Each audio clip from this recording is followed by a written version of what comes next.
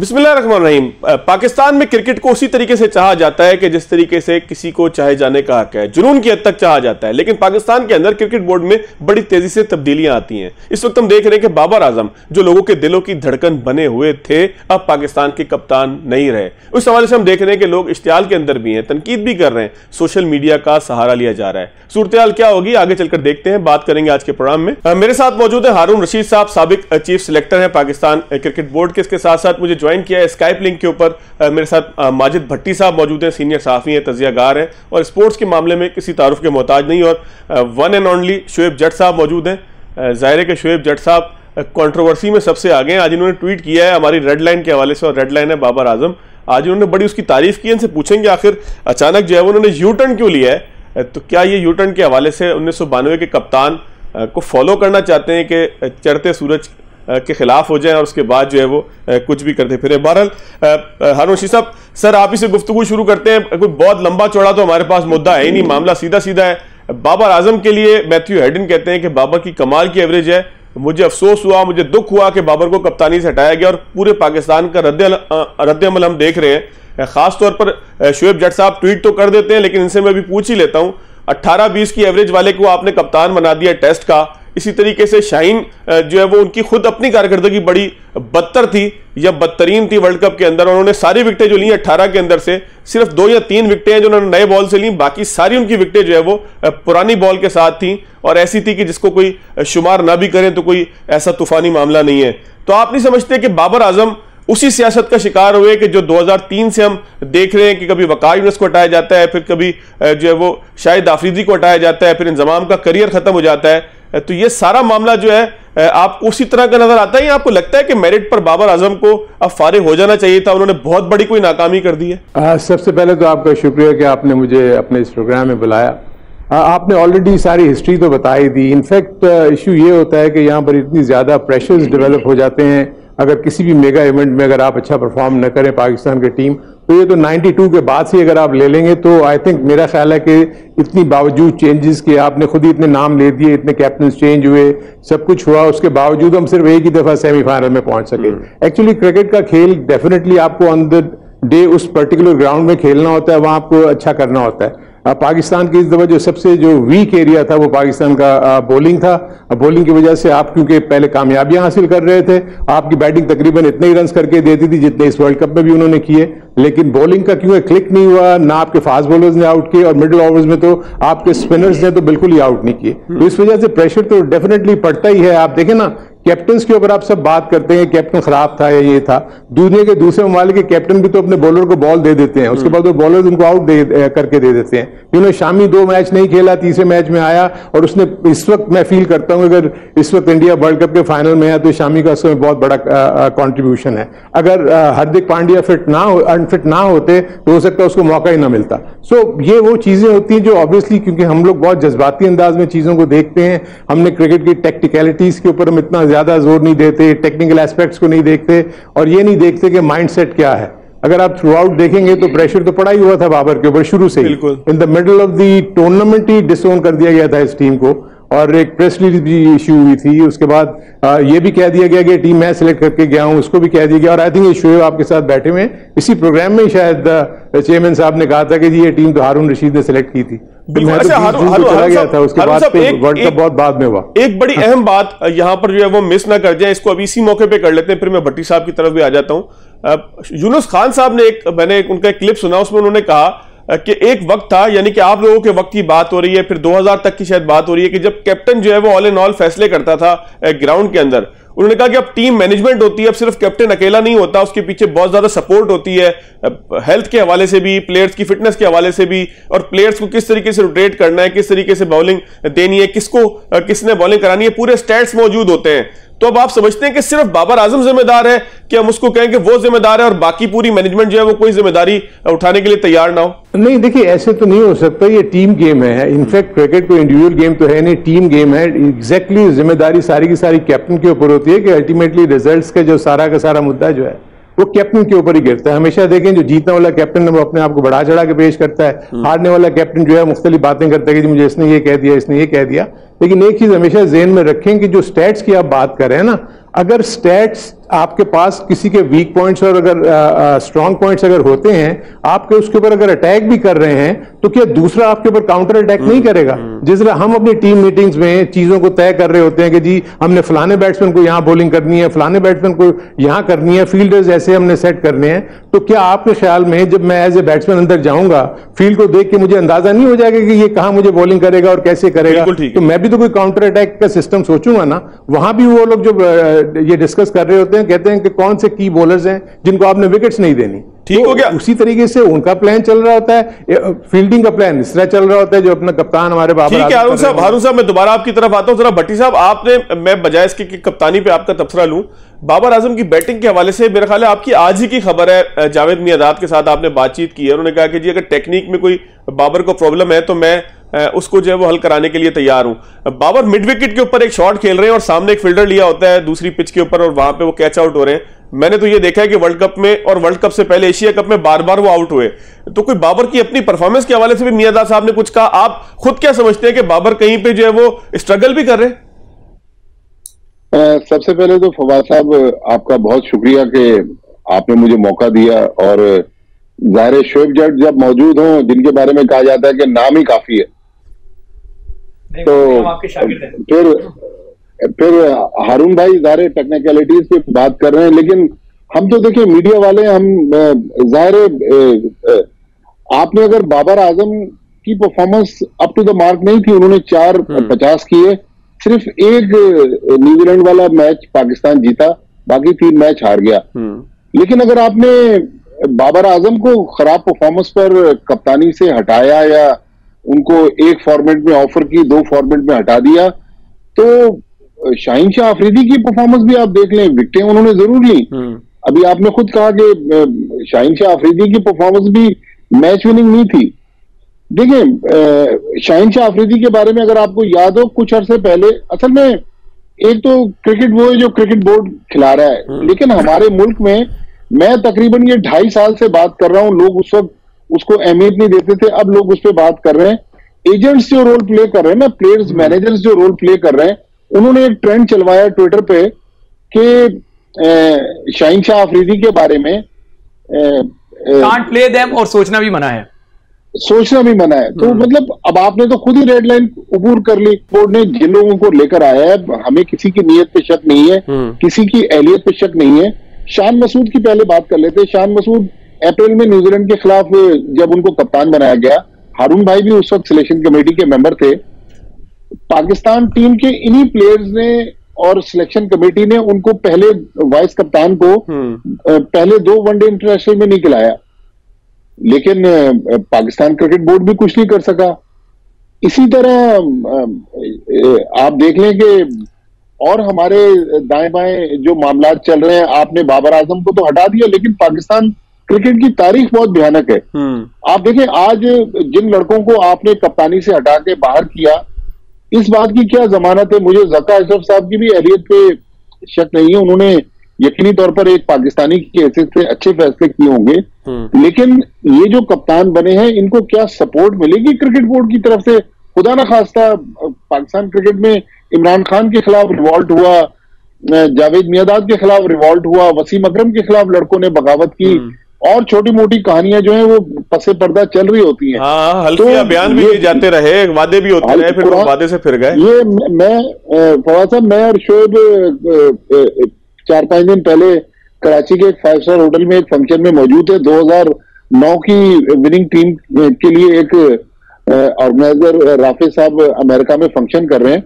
वहां पर लड़के जिस तरह यूनुस खान के कसीदे पढ़ रहे थे, उन लड़कों में 4 से 5 वो लड़के थे जिन्होंने कुरान पर हलफ उठा के यूनुस खान को कप्तानी से हटवाया था। तो हमारी क्रिकेट की जो तारीख है, अब क्रिकेट बोर्ड ने फैसले तो कर लिए हैं, हो सकता है कि अच्छे फैसले हों, इनकी हमें सम्राट मिले, लेकिन जो सबसे बड़ी बात है कि क्या ज़का अशरफ साहब के पास टाइम है?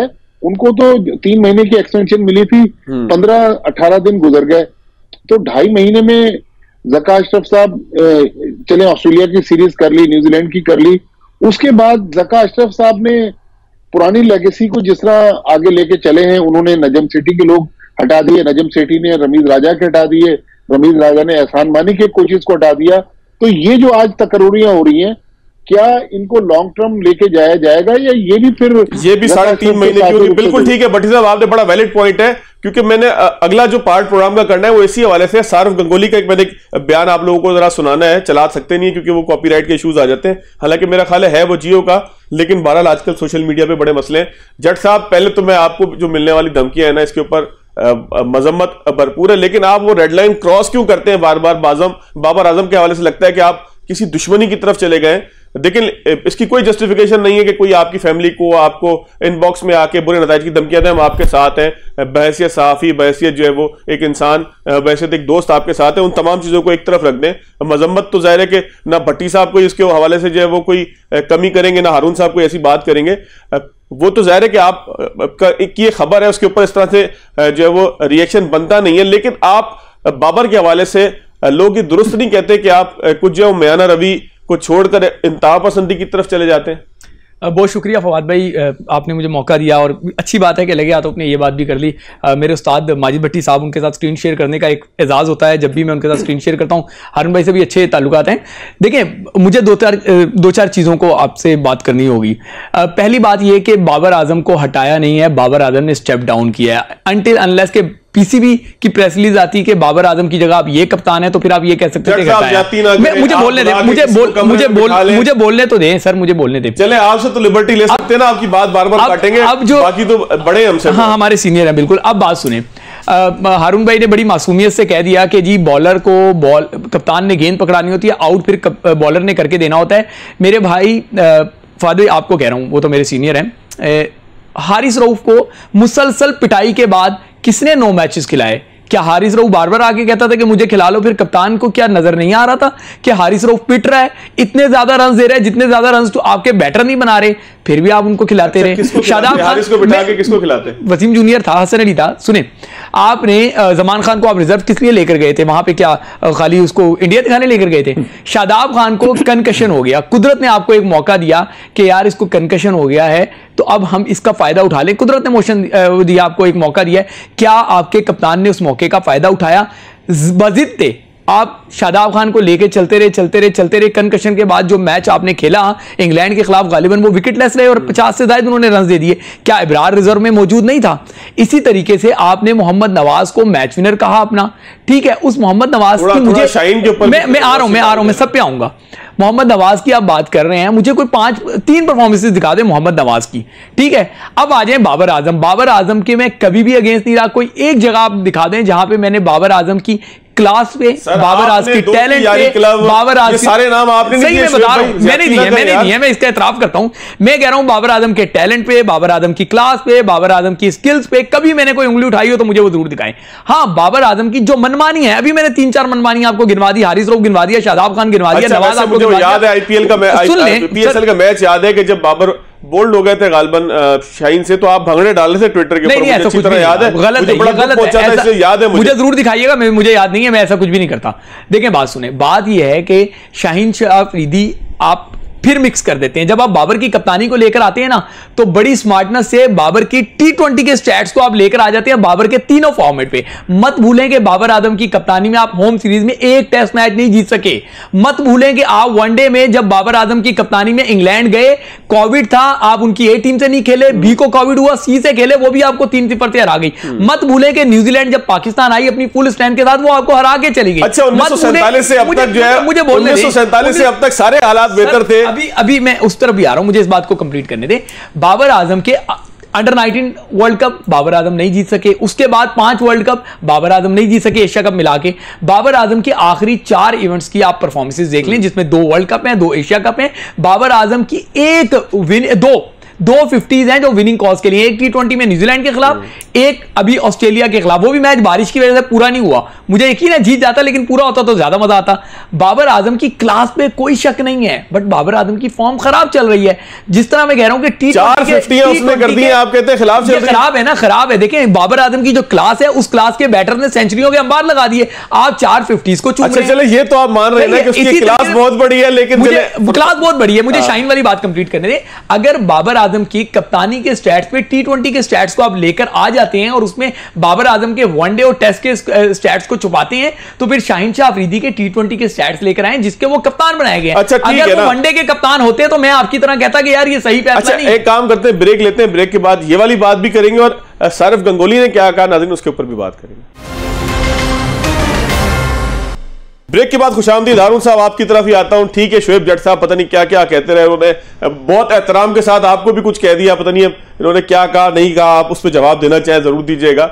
लेकिन सारिफ गंगोली साहब ने कहा कि देखिए, मैं तो किसी को कोई जवाब तो नहीं देना चाहता, मैं सिर्फ आपको सिर्फ ये बताना चाह रहा हूं कि क्या वहां पर अगर आप एज कैप्टन बात करते हैं तो मिचेल स्टार्क की परफॉर्मेंस अच्छी रही है इस टूर्नामेंट में, क्या मार्क वुड की परफॉर्मेंस अच्छी रही है जो कि मुसलसल को खिलाते रहे। ये जरूर होता है कि जब आपको किसी के भी ऊपर कॉन्फिडेंस होता है ना, तो आप उसको ये एक्सपेक्ट करते हैं किसी वक्त भी वो वापस आके आपको मैच जिता सकता है। और इसमें भी कोई शक नहीं है कि परफॉर्मेंस अगर बुरी हो तो आप उसको चेंजेस भी करनी चाहिए, जिसमें सिर्फ कैप्टन का ही रोल नहीं होता, उसके साथ टीम मैनेजमेंट जो होती है, जो थिंक टैंक होता है और एक कोर ग्रुप होता है टीम का, जिसमें 2 से 3 या 4 सीनियर प्लेयर्स होते हैं जो डिसाइड करते हैं क्या करना क्या नहीं।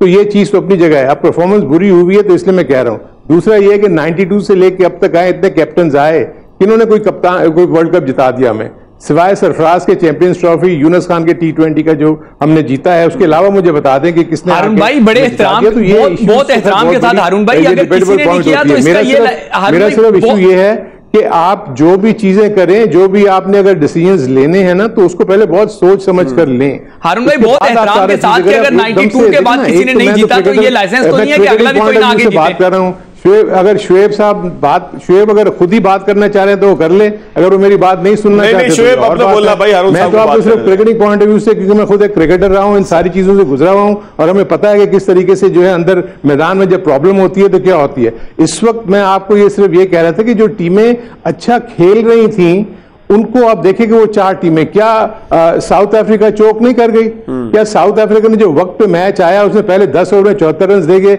सेमीफाइनल मैच नहीं हार गई? सो जब आप अच्छा नहीं करेंगे एज ए ग्रुप, फील्डिंग में, बॉलिंग में और बैटिंग में, तो जो मर्जी कैप्टन हो आपने हारना है। सो मैं तो ना ये कह रहा हूं कि बाबर को कैप्टन वापस लाओ या ना लाओ, मैं ये कह रहा हूं कि एज ए टीम जब आप उसको एनालाइज करते हैं तो आपको बहुत सारे फैक्टर्स देखने पड़ते हैं। आप देखें ना कि इंडिया का आप अगर आप प्रोसेस देखते हैं तो हम उस प्रोसेस को नहीं कर सकते। इंडिया ने इससे पहले इतने ज्यादा वनडेज खेले, क्या बाबर आजम के दौर में पाकिस्तान की टीम नंबर वन नहीं हुई वनडे में? सो मेरा सिर्फ ये था कि इंडिया के प्लेयर्स ने अपने आप को इस तरीके से, सिवाय IPL के वो और कोई क्रिकेट नहीं खेलते। और इसके अलावा आप ये देखेंगे इससे पहले जिन्होंने वनडे के टूर्स भी किए उसमें अपने की प्लेयर्स को उन्होंने रेस्ट करवाया। सो अगर आप न्यूजीलैंड की मैं अगर आपको मिसाल दूं, न्यूजीलैंड में ट्रेंट बोल्ट वो सारी लीग में खेले हैं, आप उनका परफॉर्मेंस देख लें। मेरा सिर्फ उसमें सिर्फ इशू ये था कि हमें जब जब मैं उस वक्त मैनेजमेंट कमेटी में ही था, हम ये बड़ा इशू ये आ रहा था क्योंकि जो आजकल फ्रेंचाइज लीग्स हैं उसमें इतनी ज्यादा मॉनेटरी फाइनेंशियल इन्वॉल्वमेंट्स हैं कि आप किसी प्लेयर का हक जो है कि वो कहता है कि मुझे इतने पैसे मिल रहे हैं, सिर्फ मैं 12 दिन की या 15 दिन की लीग खेलने जा रहा हूं, तो उसमें भी हम चूज करते हैं किसको जाना है किसको नहीं जाना। तो उसमें जो टीम मैनेजमेंट थी, जो थिंक टैंक था, वो कह रहा था कि ठीक है जी आप इजाजत दे दें, हमें कोई फर्क नहीं पड़ता। जब आपका हेड कोच और ये सारे लोग जब इजाजत दे देते हैं तो उसके बाद फिर चेयरमैन तो सिर्फ साइन ही कर रहा होता है कि जी आप जाके खेल लें। सो बहुत सारे इश्यूज हैं, इसको बैठ के सिर्फ एक मीटिंग में किसी ने कुछ कह दिया, किसी ने कुछ कह दिया और आपने आगे सारे डिसीजन ले लिए, ऐसा नहीं है। क्योंकि आप जो चीज नहीं देख रहे वो ये है कि जिस चीज आपकी तवज्जो होनी चाहिए वो आपके सिस्टम पे होनी चाहिए। बिल्कुल ठीक। आपका सिस्टम ना कैप्टन प्रोड्यूस करता है। हम बार बार मेरी रिपोर्ट में उठा के देख लें, जब भी मैं बोर्ड में रहा हूं मैं उनको यही कहता हूं कि सिस्टम को नीचे से ठीक करें। बोर्ड हर चीज, क्रिकेट बोर्ड जो है वो क्लब क्रिकेट से लेके स्कूल क्रिकेट लेके एकेडमी से लेके सारा कुछ तो वो करता है। दुनिया भर में कौन सा क्रिकेट बोर्ड है जो इतने निचले लेवल पे जाके काम करता है, मुझे बता दें। बिल्कुल ठीक है हारून साहब, जरा मैं भट्टी साहब का भी पॉइंट ऑफ व्यू लूं। जो भी आर्म्स हैं उनके, वो सारे अपने सेल्फ रिलायंट हैं, उनके अपने अपने पॉलिसीज हैं, अपने अपने डेवलपमेंट के प्रोग्राम्स हैं। भट्टी साहब से भी मैं जरा पॉइंट लेना चाह रहा हूं, मैं दोबारा आपकी तरफ आऊंगा। आप अभी मुझे बता दें, आप डोमेस्टिक में से कौन से कैप्टन को उठा के कैप्टन बना सकते हैं? आप मुझे बताइए, शाहीन आफरीदी का T20 का ही एक्सपोजर है उसको, ठीक है, इस वक्त आपने T20 का ही कैप्टन बनाया ना, वो भी आपकी PSL में। आप डोमेस्टिक के सर्किट में मुझे बता दें कितने लोगों ने कप्तानी की, जहां तक आप बाबर आजम की बात कर रहे हैं, अंडर 16 से वो कप्तानी करता हुआ आ रहा है। अंडर 16 में कैप्टन किया उसने, अंडर 19 में कैप्टन किया। ठीक है, वो फर्स्ट क्लास क्रिकेट में आगे किसी एक आध टीम का कैप्टन बना हो या ना बना हो, इसका मुझे पता नहीं है, लेकिन मैं कह रहा हूं कि सिस्टम्स को डेवलप करना बहुत जरूरी है। ये तो चीजें आगे भी होंगी, क्योंकि मैं तो खुद इसका वो रहा हूं कि शाहिद आफरीदी की कप्तानी में हम T20 हारे, और मुझे उन्होंने वो सिलेक्शन कमेटी बुलाई, कमेटी उसने फैसला कर दिया नहीं जी सिलेक्शन कमेटी को डिसबैंड कर दे। बाद में वही प्लेयर्स खेलेंगे। अभी भी जो ये वहाब रियाज अगर आए हैं तो क्या किसी और प्लेयर को ले आएंगे? बिल्कुल ठीक है। वनडे के फॉर्मेट में जो T20 के प्लेयर्स हैं वो तो निकल जाएंगे। बिल्कुल ठीक है, बिल्कुल ठीक है। हारून साहब मैं जरा जो टेस्ट क्रिकेट के प्लेयर्स हैं वो आएंगे।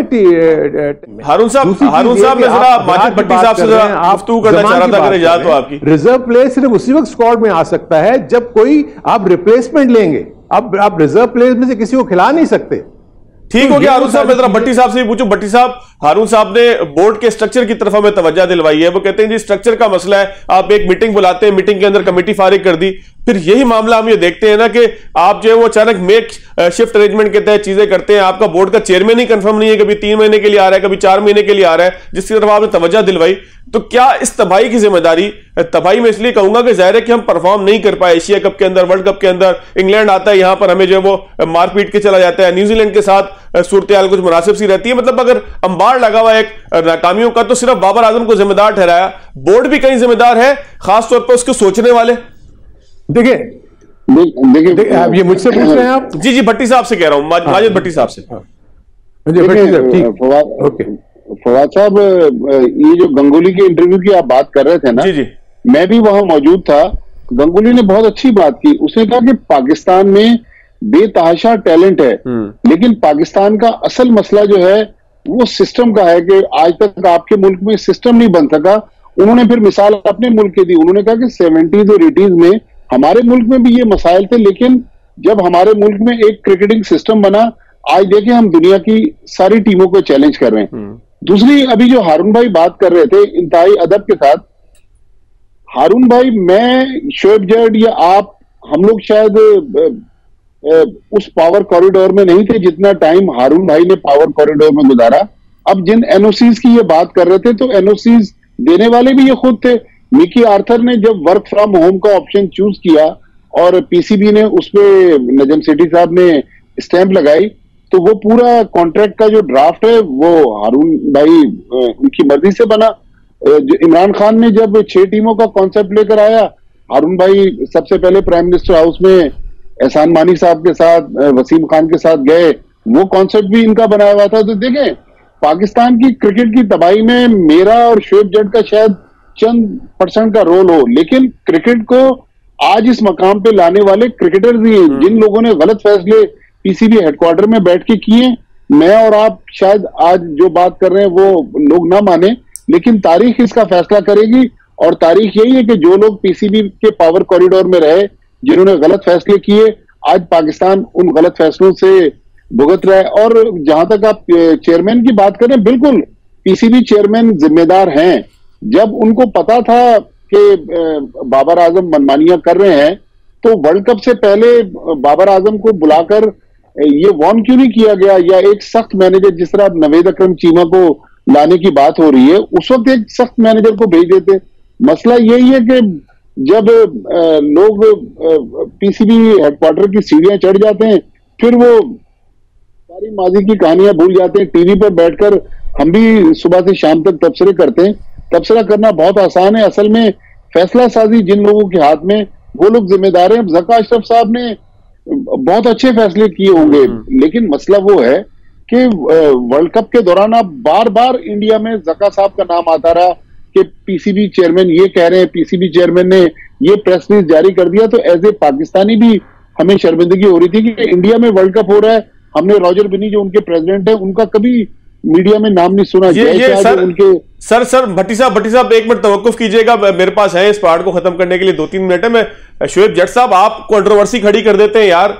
मैच, इतने अहम मैच से पहले एक मैसेज चला देते हैं बाबर आजम का, और आप ज़का जट साहब का इंटरव्यू करने पहुंच जाते हैं। ये भी तो सोचे ना, आपने भी तो पार्ट अदा किया ना। मैं आपको सिर्फ ये माजिद भट्टी साहब की एक बात को मैं करेक्ट कर दूं। सबसे पहली चीज तो है कि अगर माजिद भट्टी साहब ये कह रहे हैं कि मैं अगर प्राइम मिनिस्टर के ऑफिस वहां गया था, उनके वहां पर मैं प्रोग्राम लेके, तो ये भी तो बता दें कि जो मैं प्रोग्राम लेके गया था कि वो उन्होंने कबूल नहीं किया। जो एक मजबूत सा मरबूत सा प्रोग्राम बना के गया था वो उन्होंने कबूल नहीं किया, इसलिए वो जाके 6 क्रिकेट टीमों का सिस्टम आया, ताकि ये भी तो बताएं ना। हारून साहब मैं आ जाता हूं, मैं आ जाता हूं तफसील आपकी तरफ आ जाता हूं, मैं आखिरी पार्ट के अंदर। शुएब आप रिस्पॉन्ड करें ना, आप पहले इंटरव्यू करते हैं, भट्टी साहब ठीक तो कह रहे हैं। फवाद भाई पहले बात सुने, पहले तो एक बात कहूं कि आपने सिस्टम की बात की, ठीक है, इंग्लैंड से अच्छा सिस्टम तो किसी का नहीं है, उनकी टीम कहां खड़ी है। पाकिस्तान ने 92 का वर्ल्ड कप जीता, कौन से, क्या मरीख का कोई सिस्टम था?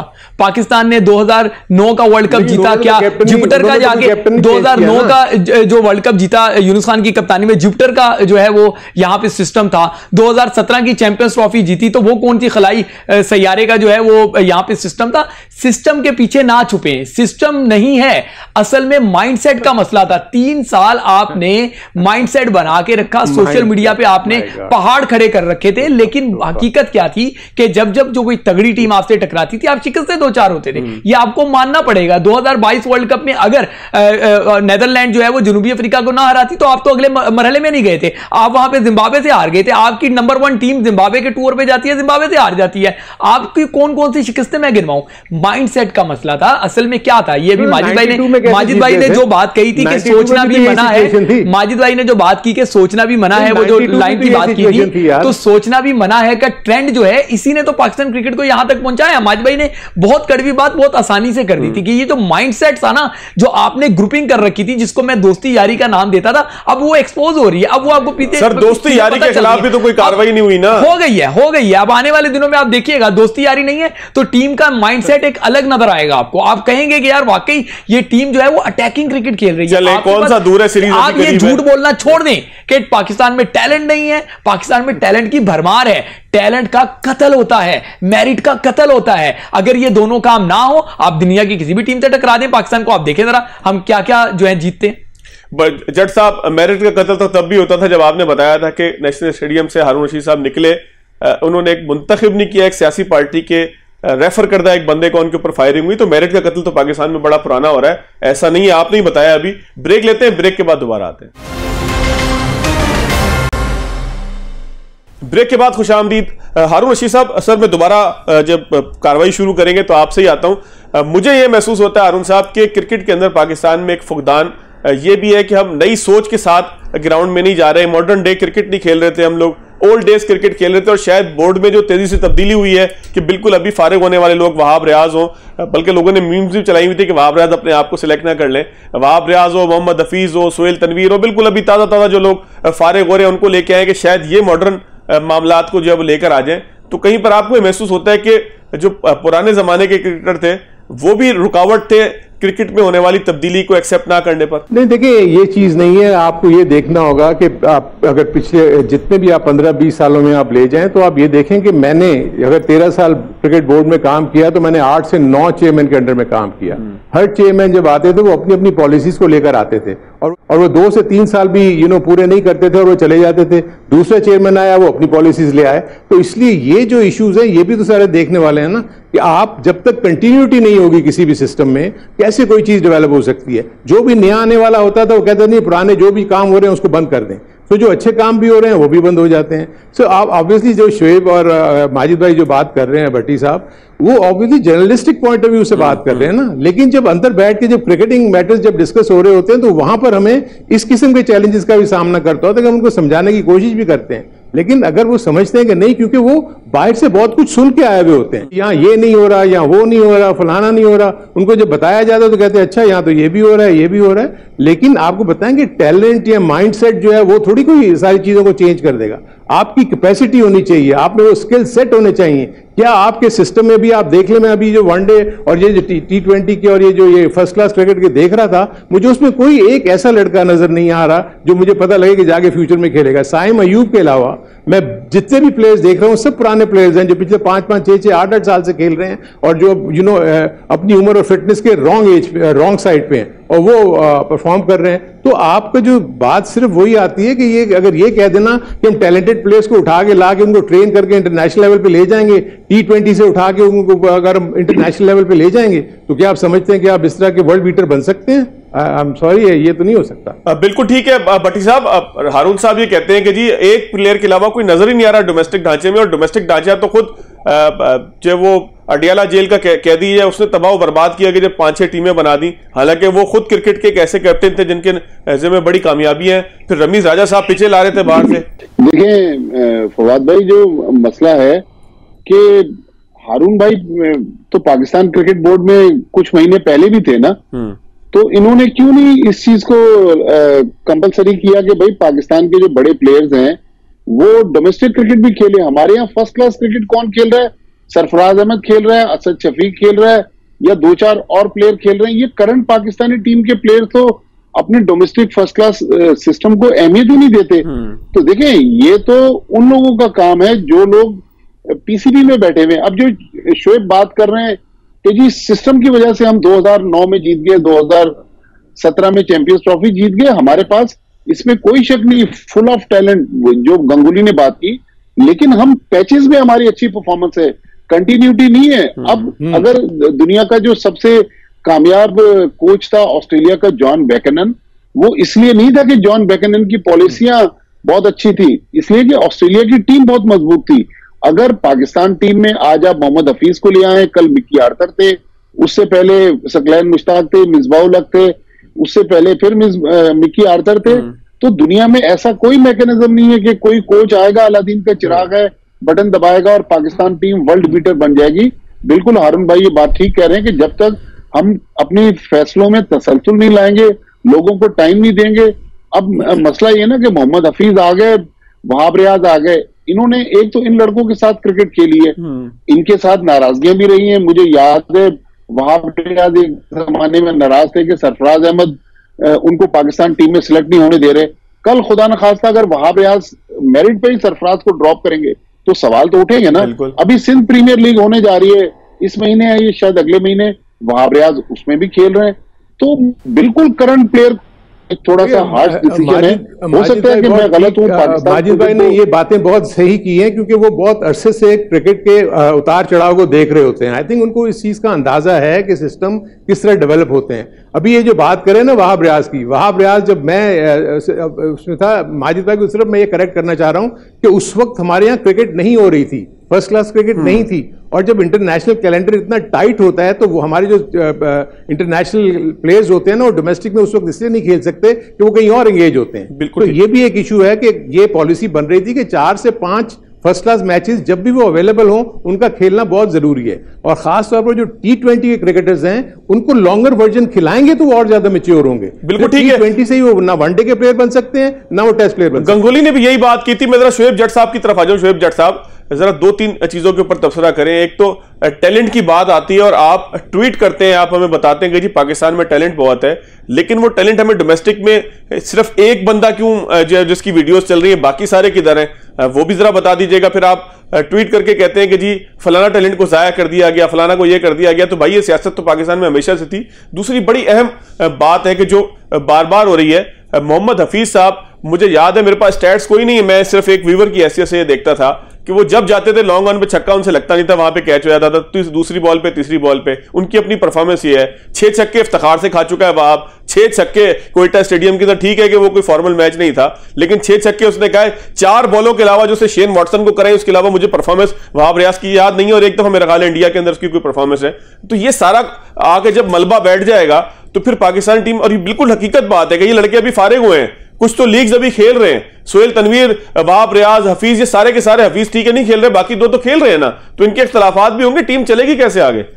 बहुत भी पहले तो आपने रमीज राजा की बात की थी कि वो पीछे ला रहे थे, अगर वो कुछ अर्सा रहते तो शायद प्लेयर भी वो लेकर आ जाते। वो तो कुछ अलग ही तरह के फैसले कर रहे थे जो यकीनी तौर पे पाकिस्तान क्रिकेट को तबाही से 2-4 करके 1 अरब रुपए का टीका तो वो जूनियर लीग से लगा के चले गए। उसका टैलेंट कौन सा है हमें भी दिखा दें जरा। अब आप बात कर रहे हैं कि पाकिस्तान में टैलेंट नहीं है। काबिल एहतराम हारून भाई ने साइम अयूब का जिक्र किया, हसीबुल्लाह भूल गए हम।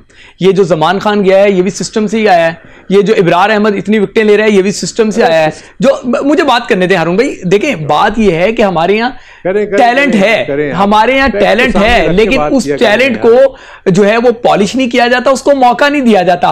द ग्रेट इंजमामुल हक ने एमर्जिंग कप के लिए अभी जो एशियन गेम्स के लिए टीम सेलेक्ट की, उसमें मोहम्मद हसनैन को डाल दिया, जबकि हसनैन फिट ही नहीं थे, वो अनफिट अपनी इलाज करा रहे थे। और वहां पे घर से बुला के खुशदिल शाह को खिला दिया, घर से बुला के आसिफ अली को खिला दिया। साइम अयूब वहां नजर नहीं आए, हसीबुल्लाह वहां नजर नहीं आए। जो परफॉर्मर होते हैं उनको आप मौका ही नहीं देते। जो मैं बात कर रहा हूं कि मेरिट का कत्लेआम, आप जो है मुझे बता देते, मैं पूरा चॉकआउट करके ले आता, सारे नाम आपको बताता, आपका 1 घंटे का प्रोग्राम कम हो जाता, मैं इतने ज्यादा टैलेंटेड लड़के बता देता कि बिल्कुल उस पर रखे, मैं सारे नाम लेकर आऊंगा। मुझे टीम के साथ नहीं गए थे, मुझे बात करने का मौका, सारे प्लेयर मुझे बात करने गए थे जिम्बाब्वे, हसीबुल्लाह भी गए थे, साइम अयूब भी गए थे। तो हारून भाई जरा चेक कर लेंगे हसीबुल्लाह को फिर मैच खिलाया था या मैच खिलाए बगैर ही वापस भिजवा दिया था?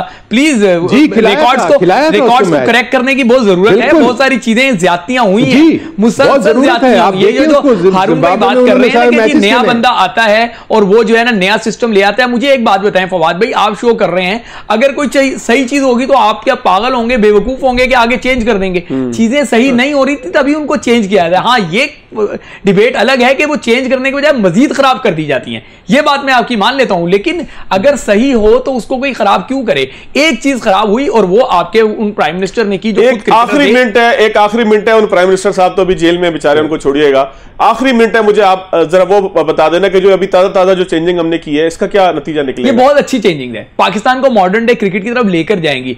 अभी आपने कुछ को मौका दिया है, उनको टेस्ट तो करने दें। अभी किसको दिया है? मेरी बात सुने, तो क्या हो गया? इंजमामुल हक और मुहीन खान के अलावा जितने चीफ सेलेक्टर उनकी भट्टी साहब को कंक्लूड करने नहीं, आपको मानना पड़ेगा। अभी नए लड़के हैं, अभी उनको मौका देना पड़ेगा, हफीज को मौका देना पड़ेगा। आपने मिकी आर्थर को कितना मौका दिया? ग्रांट ब्रैडमैन, उसको उसके मुल्क में कोई नहीं जानता, आपने लाके हम पे जो है ना दिया। एंड्रयू पुटिक इंटरनेशनल क्रिकेट में एक इनिंग, वो भी 0, आपने उसको बैटिंग कोच बना दिया। मोहम्मद यूसुफ को हटा दिया जो रन मशीन था। क्या बात कर रहे हैं भट्टी साहब? आधा सेकंड है, आधा मिनट है, जल्दी से बोलिए। मैं फवाद जाते जाते ये कह रहा हूँ कि शोएब जट हमारी रेड लाइन है, सोचना नहीं मना है। बहुत शुक्रिया हारून साहब आपका बहुत शुक्रिया, भट्टी साहब आपका बहुत शुक्रिया, शोएब जट साहब आपका बहुत शुक्रिया। हम लोगों ने भी आपस में डिबेट की, शोएब जट साहब ने तनकीद भी की, हारून साहब पे बैठे बिठाए तनकीद की, लेकिन इसका मतलब कतन ये नहीं है कि कोई फर्द भी किसी सहाफी के घर तक पहुंचे या उसको धमकियां दे। इस हवाले से खुदारा हाथ जोड़कर आपसे कहते हैं कि हमें माफी दे दीजिए। हम डिबेट करते हैं और डिबेट इसलिए करते हैं ताकि सिस्टम के अंदर बेहतरी आए और पाकिस्तान क्रिकेट पाकिस्तान का नाम रोशन कर सके। आज के प्रोग्राम से इतना ही याद दीजिएगा। अल्लाह हाफिज़।